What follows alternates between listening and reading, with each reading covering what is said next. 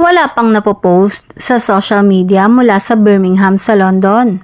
Super abangers na ang Kim Paulandia sa kung ano nang magiging eksena ni Kim at Paolo kapag nagkita ang dalawa. Magkahiwalay na lumipad patungong London ang Kim Pao. Nauna si Kim kasabay ang beshi niyang si Darren Espanto at iba pang artist ng ASAP. May show kasi doon ang naturang Sunday musical variety show. Hinayang na hinayang ang Kim Paulandia dahil madalas na sabay umaalis ang Kim Pao pagdating sa mga ganap ng love team nila abroad. Kaya naman ang ibang mga fans, gaya ni Carlos Miguel, nagdelulo na agad sa unang gagawin ni Paolo pagbaba ng London. Hindi naman imposible ang delulo lalo't anniversary season ngayon ng Kim Pao. Ang sigaw nga sa SOCMED ng mga solid Kim Pao, magpaayuda na ng jogging or running ang dalawa.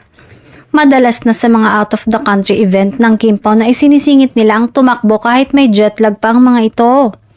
Kung bakit hindi sabay ang Kim Pao na sumakay ng eroplano, ang paliwanag ng ilang solid, talagang nauunang lumipad ang mga mainstay artist.